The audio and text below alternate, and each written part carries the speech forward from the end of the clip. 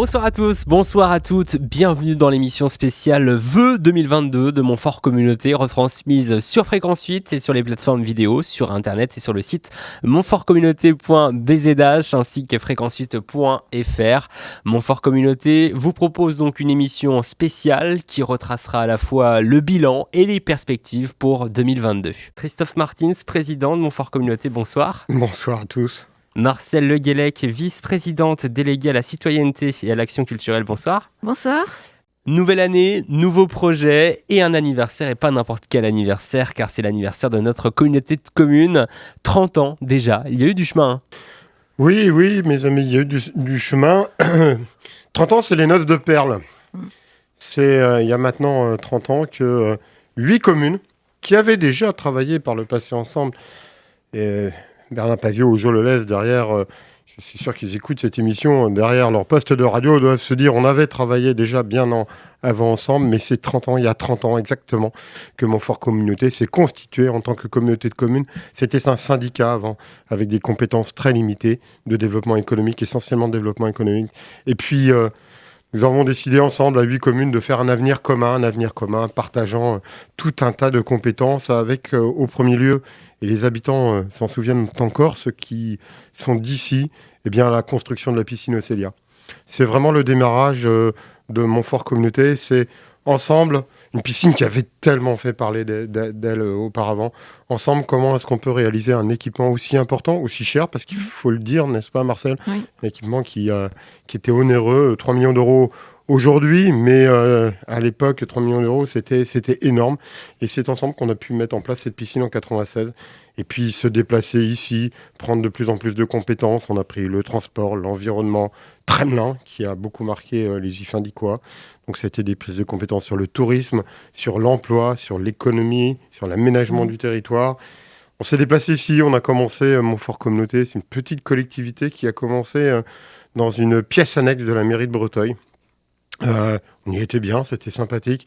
Puis on s'est progressivement déplacé sur Montfort en utilisant pas mal de bâtiments pour arriver ici sur ce siège qui illustre l'importance de l'histoire, puisque c'est l'ancienne sous-préfecture de l'arrondissement, finalement, l'arrondissement du pays de Brocéliande.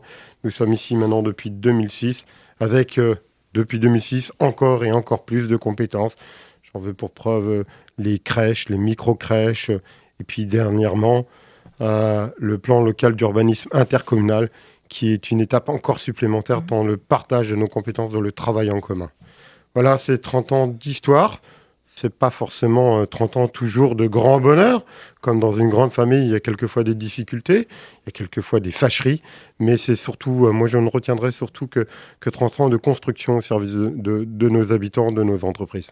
Monsieur le Président, que retenez-vous justement de cette année 2021 ? Moi, je retiens, comme tout à chacun d'ailleurs, 2021, je mettrai le début de l'année 2022 dans le même panier. Malheureusement, l'importance du sanitaire et l'importance de cette crise. On ne peut pas s'en détacher. Nous-mêmes élus, c'est compliqué pour nous de travailler. Je ne dis pas qu'on ne travaille pas, mais je dis c'est compliqué. Ça rend moins aisé les réunions.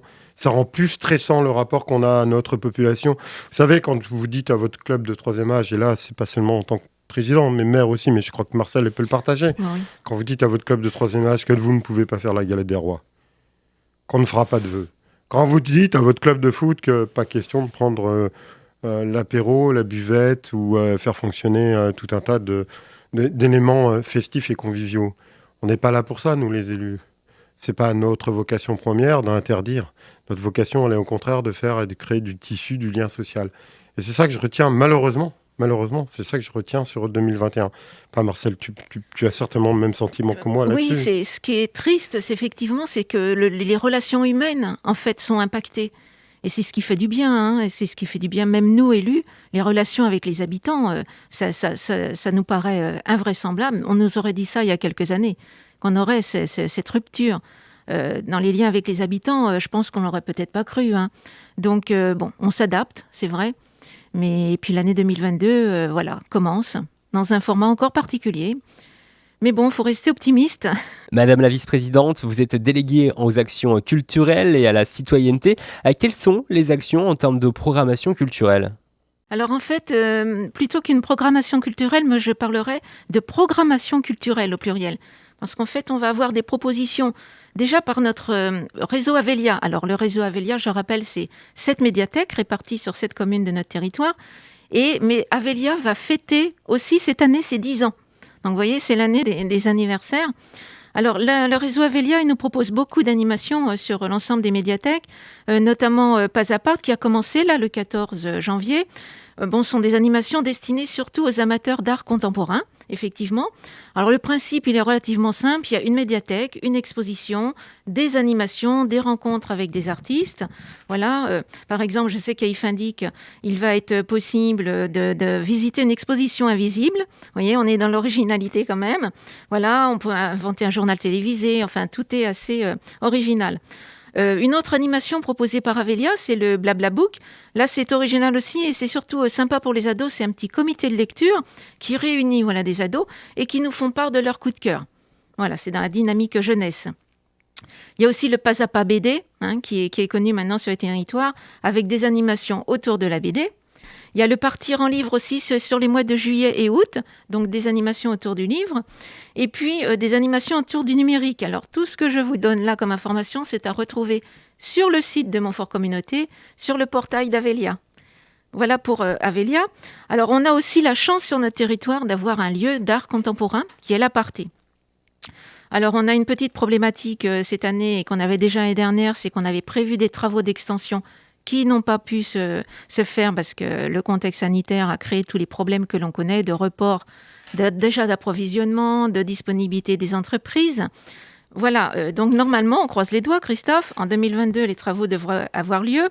Cependant, dès le 31 janvier, l'Aparté va quand même proposer une exposition qui est composée d'œuvres du Fonds d'art contemporain dont dispose Montfort Communauté. C'est une particularité et on a eu l'excellente idée de le constituer, ce fonds d'art contemporain. Et donc, il va nous amener à nous interroger sur des interactions humaines. Voilà le programme. Et comme en ce moment, en plus, parce que rien n'est simple, les enfants ne peuvent pas venir à l'Aparté compte tenu du contexte sanitaire, c'est l'Aparté qui va aller vers les enfants. Donc, tout au long du premier trimestre, en fait, il y aura des expositions dans 3 écoles. Et puis, bien évidemment, comme le restant de l'année, il y a des mallettes pédagogiques proposées aux enseignants. Voilà pour l'Aparté. Et puis, alors un temps important aussi sur lequel on va travailler, c'est la programmation des Mercredis du Lac, qui ont connu un grand succès l'année dernière, malgré la mise en place du contexte sanitaire, du pass sanitaire. Mais malgré tout, et malgré une météo qui n'était vraiment pas favorable, on va dire ça comme ça, eh bien malgré tout, ça a marché. On a trouvé le moyen, d'abord, toutes les manifestations ont pu avoir lieu, aucune n'a été annulée, et les gens ont pu se retrouver, on a pu proposer aussi aux artistes de venir travailler. Ça, c'est un temps important. Voilà. Et le public était donc au rendez-vous de ces événements. Tout à fait. Et c'est aussi un accompagnement de la communauté de communes auprès des associations. Quelle est justement vos marges de travail ? Alors, je vais juste rappeler qu'en ce qui concerne Montfort Communauté, l'accompagnement des associations culturelles, parce que là, c'est mon domaine, c'est quand même financièrement 45 000 € par an. C'est un accompagnement important qui vient en complément de celui, bien sûr, des communes. Montfort Communauté ne se substitue pas à l'accompagnement et au soutien des communes. Mais bon, on intervient, nous, dans le cadre d'associations ou d'actions culturelles qui ont un intérêt communautaire, donc qui rayonnent sur l'ensemble de notre territoire. On a, par exemple, une aide à la diffusion pour des événements culturels tels que des concerts, des festivals de BD, voilà, des choses comme ça. On a aussi une aide au fonctionnement importante, notamment pour des associations comme la Maison du Patrimoine, depuis de nombreuses années. Le cinéma La Canne aussi, puisque nous avons la chance d'avoir un cinéma sur Montfort Communauté. Et Fréquence 8, que nous accompagnons depuis sa création. On aura l'occasion d'y revenir tout à l'heure. Et puis, Montfort Communauté a pris aussi la compétence musique, qui est un accompagnement conséquent. On accompagne l'école de musique du Pays de Brocéliande et la Flume sur un montant aussi, on peut le dire, Christophe, de 230 000 €. Donc, vous voyez, le panel est large. Et notre projet pour 2022, c'est de continuer à accompagner ces associations culturelles dans les meilleures conditions possibles. Alors pour rappeler aux auditeurs de Fréquence 8 qui ne le sauraient pas, Fréquence 8 est une radio associative, néanmoins elle est largement soutenue par Montfort Communauté, par exemple avec la mise à disposition de ce local au sein même de l'hôtel Montfort Communauté. Et vous avez récemment reconduit notre convention entre nous. Pourquoi ce partenariat ?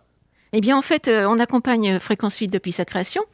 Déjà en l'hébergeant dans nos locaux. On a contribué, je crois, aussi à l'achat du matériel au départ, il me semble. Mais là, je me rappelle la première réunion où, effectivement, le projet Fréquence 8 nous a été proposé. Vous voyez, donc ça m'a marqué. Moi, je pense que Fréquence... Et puis, on accompagne aussi, Fréquence 8, dans le cadre de la convention qu'on vient de renouveler, financièrement, puisqu'il y a une subvention, d'aide au fonctionnement qui est versée dans le cadre de cette convention. Alors, vous dire, Fréquence 8 pour notre territoire, c'est un atout important. Et je pense que, d'abord pour Montfort Communauté, mais aussi pour tous ces acteurs, les porteurs de projets, les associations, les entreprises. Je pense que Fréquence 8, c'est le reflet de la dynamique de notre communauté de communes. Vous recevez régulièrement, je le sais parce que j'écoute l'émission, tous les acteurs qui sont sur notre territoire dans tous les domaines, sportifs, culturels ou autres. Et c'est une chance, d'une part, pour faire connaître ce qui se passe sur notre communauté, et puis communiquer aussi vers les habitants pour les projets, et puis je pense il y a des entreprises aussi, et des projets qui sont importants et qui doivent bénéficier d'une communication la plus large possible. Si je peux me permettre, puisqu'on est dans les locaux de Fréquence 8, là, à l'heure où finalement les grands médias se concentrent et se reconcentrent, où on trouve très très peu maintenant de pluralisme en la matière, puisque tout est GAFA, tout est mondialisé, tout est à grands coups de pognon, il faut dire les choses telles qu'elles sont. Eh bien, il subsiste des irréductibles Gaulois, dans des petits coins comme ici, avec des passionnés, des bénévoles. Des bénévoles qui, jour et nuit, se torturent pour savoir qu'est-ce qu'on va produire, qu'est-ce qu'on va mettre à disposition, qu'est-ce qu'on va partager avec la population. C'est pour ça qu'on vous suit. C'est parce que vous êtes l'émanation pure et dure de ces gens qui ont envie de faire vivre un territoire.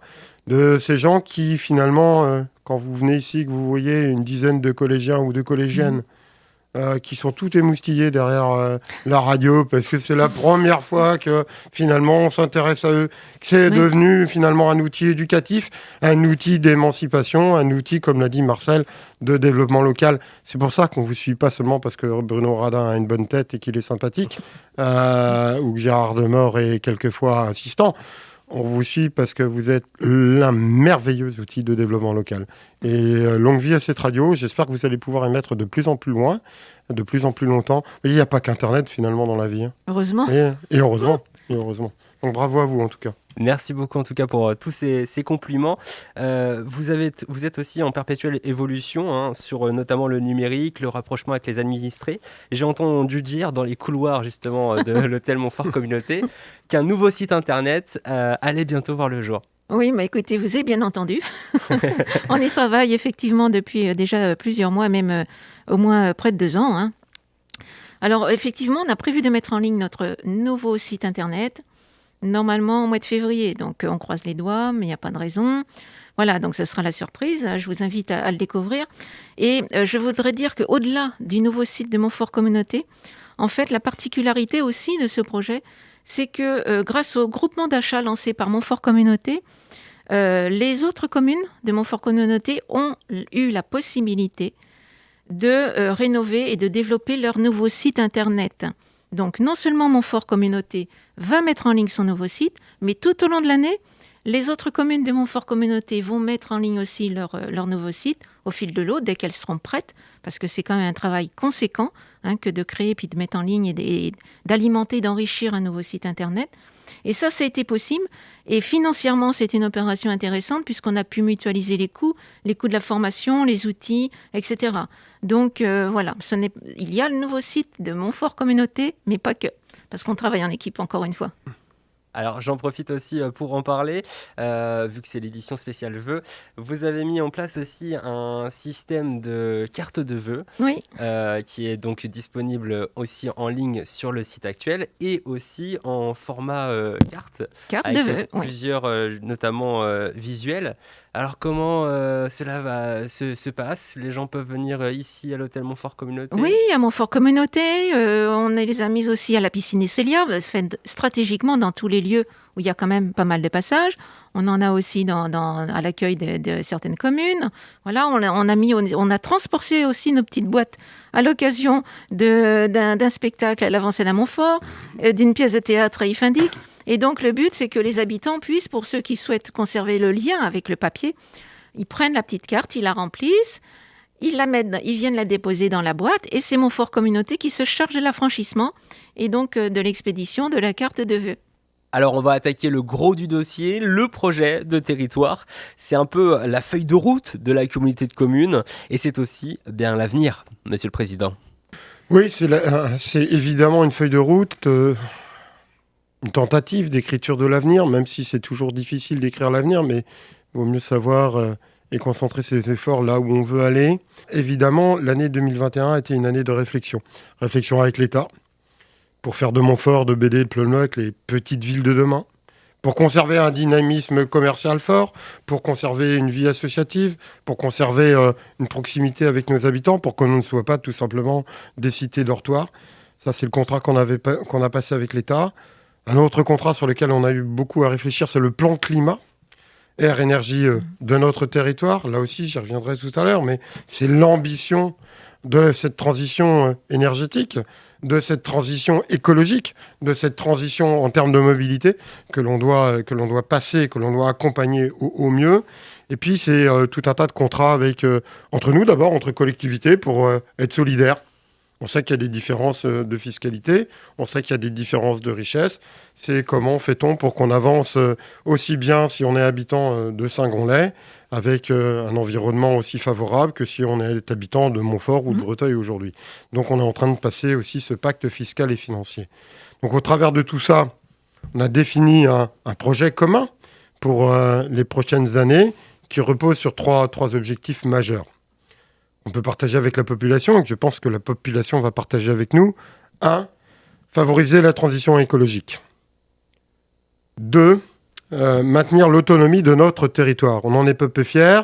On est situé entre Rennes Métropole et Pays de Brocéliande. On en fait partie, mais plus à l'ouest. Donc il faut qu'on maintienne nos particularités et la façon dont on peut vivre je n'ai pas dit en autarcie, on ne vit pas sur une île, mais en autonomie. 3. Continuer de développer et accompagner les services publics nécessaires à notre population et à nos entreprises. Sur le défi écologique, il ne faut pas se tromper, je vais faire un clin d'œil à mes amis restaurateurs qui souffrent de cette crise. On a peu de boîtes de nuit, nous, sur le territoire, il y en a sur Montauban, mais peu ici, mais les restaurateurs souffrent. Et il ne faut pas se tromper sur la transition écologique. Il faut mettre la cuisine au centre de la maison et pas le salon. C'est ça qui est important. En matière écologique, sur un territoire comme le nôtre, c'est l'eau. C'est le défi de l'eau.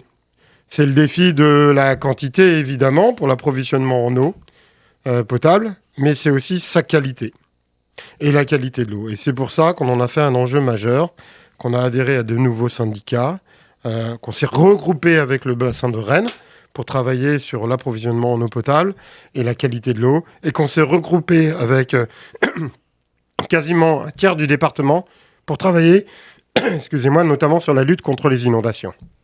Donc l'eau, c'est devenu un enjeu majeur pour l'intercommunalité et notamment pour Montfort Communauté.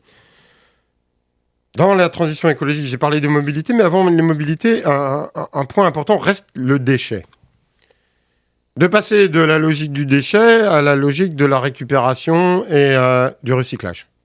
Je sais qu'il n'y a pas longtemps, vous avez reçu Eureka, et je salue les partenaires que sont Eureka. Et là, on a tout un travail à faire sur, d'abord, économiser là aussi.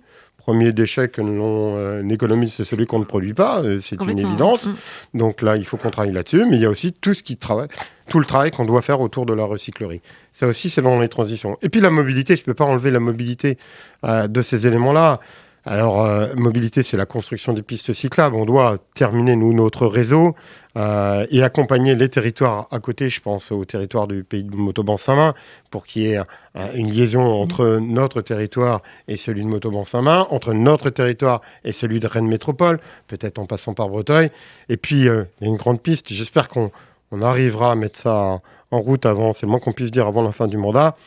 C'est une piste cyclable Bédé, Pleumeleuc, Gare de Montfort. Et là, il y a un enjeu important pour tous.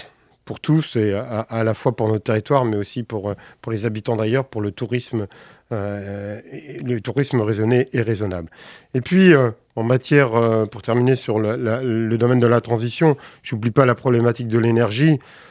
C'est dans le débat de la présidentielle, nucléaire, pas nucléaire, à quelle dose, quand on arrête, quand on continue. Bon, nous on n'en est pas à ce niveau-là, et heureusement, on ne va pas se chamailler là-dessus. Nous, on sait qu'on doit produire de l'énergie, et nous, notre capacité, c'est la production de l'énergie durable. Donc, on s'est engagé sur du solaire, sur des panneaux photovoltaïques. À côté de l'agence départementale, vous verrez bientôt un parking avec en couverture photovoltaïque. On a ouvert il n'y a pas longtemps, en partenariat avec le SDE 35, une station d'avitaillement de gaz naturel pour les poids lourds, pour passer de l'énergie fossile, pétrole, au gaz. On va continuer à travailler sur les énergies.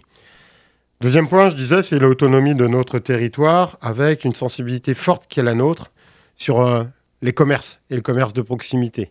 Cette envie que l'on a tous de continuer à faire vivre nos centres-villes, au premier rang duquel Montfort, parce que ce n'est pas en vidant Montfort qu'on améliorera la situation des concitoyens d'Ifindic, de Plumluck ou de BD, mais au contraire. Et ça, cette vitalité commerciale, on l'a retrouvée. Il nous reste peu de bâtiments, d'ailleurs, en 5-6 ans, grâce à l'Office de commerce, grâce à la mobilisation de tous les élus. Je dis de tous les élus, même ceux qui ne sont pas de Montfort. On a réussi finalement à mettre fin et quasiment à la vacance des locaux dans les centres-villes. On doit encore aller plus loin et aller plus loin dans l'accompagnement de ces commerces, aller plus loin dans l'accompagnement de nos populations, à bien comprendre que même si la baguette de pain est moins chère chez Leclerc, il est vital pour nous qu'il continue de venir aussi consommer dans nos boulangeries et nos pâtisseries sur nos territoires. Donc ça, c'est un axe fort, c'est le commerce. Commerce qui ne peut pas se faire aujourd'hui sans le numérique, ça on l'entend bien, même dans les centres-villes, même le petit commerçant, même pour vous ici à la radio, tous nos concitoyens, il n'y a pas un jour où on me demande quand est-ce qu'arrive le très haut débit. Ça vient, c'est beaucoup investi, c'est le plus gros programme pour Montfort Communauté en termes de finances. Je parlais tout à l'heure de 3 millions d'euros pour la piscine. Ça veut dire à la fois peu et pas beaucoup aujourd'hui. Le très haut débit, pour nous, ça va être 5 millions d'euros pour Montfort Communauté. Pour que chacun d'entre nous puisse demain, et notamment nos adolescents, pour qu'ils arrêtent de nous casser les pieds, pouvoir se brancher et regarder leurs films favoris et leurs émissions sur Internet le soir. Donc ça, on s'investit énormément là-dessus. Et je fais le lien tout de suite avec les entreprises, parce qu'on a un territoire à l'agroalimentaire, on continue de soutenir l'agroalimentaire, il n'y a pas de difficulté là-dessus, on recherche une diversification. On a ouvert, tu l'as dit tout à l'heure, une zone d'activité importante sur BD Plumluck. Ça y est, les terrains sont quasiment en passe d'être vendus. Alors la situation sanitaire ne simplifie pas la tâche. Là, on va accueillir l'année prochaine. Je vous donnerai juste un exemple dont on est fier, c'est une entreprise de menuiserie, avec une centaine de menuisiers, d'ouvriers dits qualifiés. Et c'est important aujourd'hui d'avoir des personnes de qualification. C'est pas simple aujourd'hui de trouver des gens qualifiés. Donc on va pouvoir avoir une belle entreprise de menuiserie, non pas forcément industrielle, mais qui, avec 100, ça commence à peser. Voilà sur ce deuxième point, sur l'autonomie du territoire. Puis un troisième sur les services publics. Je ne peux pas m'empêcher de penser aux difficultés que peut connaître aujourd'hui l'ADMR, voire les Restos du Cœur ou d'autres associations. Je ne peux pas m'empêcher de penser qu'aujourd'hui, on est obligé de contraindre des anciens à limiter leur plan d'accompagnement parce qu'on n'a plus personne pouvant aller aider, accompagner, intervenir chez la personne dépendante ou la personne qui a besoin d'aide.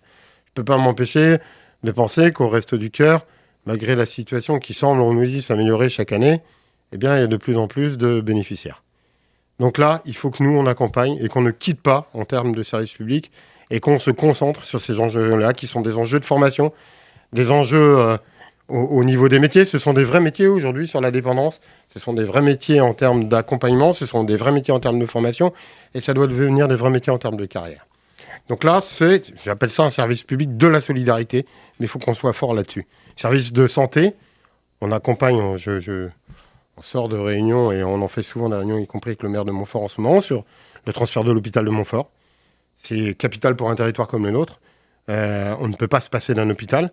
Alors, c'est pas Pontchaillou, c'est pas le CHU, mais c'est aussi important. 270 lits, c'est capital en termes d'emploi, en termes de présence, et en termes de, j'ai envie de dire, de bien-être sur Montfort Communauté. Donc ça, c'est un enjeu dans le service public. Je pêle-mêle après, évidemment, l'enfance, la petite enfance. Un tiers des assistantes maternelles progressivement se retirent de leur métier. Là aussi, c'est un enjeu qu'on doit relever.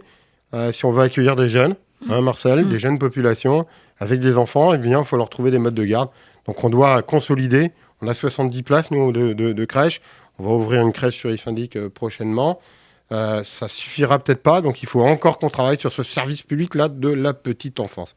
Donc, vous voyez les enjeux, que ce soit en termes de vieillissement de la population, mais aussi de jeunesse, sont importants. Et il faut que l'ensemble de notre collectivité soit mobilisé. Je terminerai sur un dernier qui nous pose des questions à tous, c'est l'habitat. L'habitat. Aujourd'hui, le marché immobilier s'est enflammé. Tant mieux pour le vendeur. Beaucoup plus difficile pour l'acheteur, même s'il a été vendeur avant. C'est inquiétant. Sur un territoire comme le nôtre, on doit relancer la mécanique de l'habitat, de la construction, et pour tous. Je dis pour tous, y compris pour ce qu'on appelle vulgairement les primo-accédants, pour des jeunes qui veulent s'installer, qui n'ont pas tout de suite hérité ou qui n'ont pas un chéquier avec 300 000 euros. Et je ne plaisante pas, 300 000 euros sur un territoire comme le nôtre, ça devient moins en moins rare de trouver des biens immobiliers à plus de 300 000 euros, ce qui était inenvisageable il y a quelques années. Donc là aussi, sur l'habitat, c'est un défi majeur qu'on doit relever. Donc vous voyez, transition écologique, activité économique, autonomie du territoire, et puis services publics et solidarité, c'est le projet de territoire qu'on s'est donné pour les prochaines années. Alors vous l'avez évoqué là tout de suite avec ce projet de territoire entre la mobilité, justement l'écologie. C'est l'un des piliers aussi qui est actuellement en cours, comme par exemple le programme d'aide à l'achat de vélos. Quel est-il concrètement ce programme ? Bien. C'est tout bête comme histoire, Marcel. Au départ, on s'est dit on va essayer de développer le vélo électrique. Et ça a bien marché. Alors, à un tel point... Grosse réussite, au-delà de nos espérances. Complètement au-delà de nos espérances. On a déplafonné nos aides. Il n'y a pas un bureau communautaire sans lequel on ne passe pas de subventions pour accompagner l'acquisition de vélos électriques. Mais c'est peut-être parce qu'on les a proposés d'abord à la location pour que les gens se rendent compte aussi. Oui. Parce que l'usage d'un vélo à assistance électrique, et du coup, ça a, je pense, généré la dynamique. Ah bah ça a pédalé, c'est le moins qu'on puisse dire. Et puis, comme au cœur de notre métier historique, il y a le sport. Le vélo électrique, c'est marrant. Quelquefois, il faut quand même un peu plus pédaler. Mais donc, il n'avance pas tout seul, Christophe. Il n'avance pas tout seul. Non. On s'est dit pourquoi on aide le vélo électrique et pourquoi on n'aide pas finalement le vélo dit traditionnel. Donc voilà, on a mis en place une petite politique d'aide. C'est un coup de pouce. Faut pas rêver, on va pas les payer les vélos, tous les vélos aux gens. Ça, c'est pas possible. Et d'ailleurs, sur le vélo dit classique, si je me souviens bien, dans les critères, on l'a conditionné à un revenu, ne pas dépasser un montant de revenu. Ouais. Mais l'idée, c'est ça, c'est mettez-vous au vélo pour la forme, mettez-vous au vélo pour le déplacement. C'est ça l'idée, c'est que tout à chacun puisse avoir un vélo. Ça accompagne le développement de nos pistes cyclables quand même. Alors, on a encore des efforts aussi à faire. Pas évident de circuler, même à Ifindic, je ne dirais pas de mal des autres communes. Je veux dire d'Ifindic, pas évident de se déplacer sur la rue de Montfort à Ifindic en vélo, faut faire attention. Donc, y compris les communes doivent faire des efforts pour ce développement. Mais voilà, ça en fait partie, notre nouvelle politique d'aide au vélo. Alors malheureusement le temps nous est compté, on va bientôt conclure l'émission, donc je vous laisse tout simplement apporter la conclusion à cette émission. Écoutez, moi déjà pour 2022, je pense qu'il faut qu'on fasse preuve d'optimisme. Voilà déjà, je pense que notre énergie collective c'est notre force. Donc ça, on en a, je pense, en magasin. Je souhaite surtout une belle et heureuse année 2022 à tous les habitants et à Fréquence 8 aussi, bien sûr. Oui, pour ce qui me concerne, comme Marcel, je souhaite vraiment mes meilleurs vœux à tout à chacun, avec une mention particulière, évidemment, en ce moment, mais c'est pas original. Encore que, ils se font maintenant tenser, je pense au personnel des infirmiers, personnel de soins, de santé, qui sont quand même... bousculés. Je pense aussi à l'éducation nationale, à tous ces instituts, à tous ces profs, à toutes ces ATSEM qui font partie des fonctionnaires territoriaux, qui sont quelquefois aussi bousculés, qui ont un peu la crainte, et c'est légitime d'avoir le Covid, d'être ennuyés, y compris dans leur propre famille. Donc donc je pense d'abord à ces gens-là, en souhaitant que vraiment cette pandémie se termine au plus vite. Et puis, un élément positif et d'avenir. Je suis intimement persuadé que, notamment grâce à ces 8 communes, grâce à tous ces élus, grâce à toutes ces associations qui n'ont pas baissé les bras, qu'elles soient culturelles, tu l'as montré Marcel, ou sportives, ou humanitaires, eh bien c'est comme ça que notre territoire a une force intrinsèque, c'est comme ça qu'il est différent d'autres. C'est comme ça qu'il peut se permettre d'être, entre guillemets, en autonomie, et d'être très fort, d'être encore attractif. Plus de 200 personnes arrivent par an sur notre territoire. Plus de 100 entreprises arrivent chaque année pour se construire un avenir ici. Et c'est ça. 2022, c'est non pas, faut pas voir les choses en noir, faut justement y voir de l'avenir, rien que de l'avenir et que du bonheur. C'est ce que je souhaite aux gens. Merci Christophe Martins, président de Montfort Communauté, et Marcel Le Guellec, vice-présidente déléguée à la citoyenneté et aux actions culturelles, d'avoir répondu à nos interrogations. Encore meilleurs vœux pour cette année. Et puis je vous remercie énormément aussi, vraiment au nom de l'ensemble de l'équipe de Fréquence 8, les membres du bureau et moi-même, l'ensemble des auditeurs aussi de Fréquence 8 qui ont été à l'écoute et qui ont permis justement de découvrir ces vœux qui étaient donc présentés sur Fréquence 8. Alors je rappelle aussi que vous pouvez tout simplement envoyer vos vœux grâce notamment à ce dispositif de cartes qui sont proposés par Montfort Communauté. Vous pouvez retrouver les infos sur montfortcommunauté.bzh et dans les différents lieux où ces cartes sont disponibles. Vous pouvez faire des versions aussi en ligne pour les adresser eh bien, à vos proches, à votre famille, à vos amis, pourquoi pas même à vos voisins. Tout est possible. Donc allez-y, montfortcommunauté.bzh pour vous procurer ces très très très belles cartes. À très bientôt sur Fréquence 8. À bientôt. À bientôt. Merci.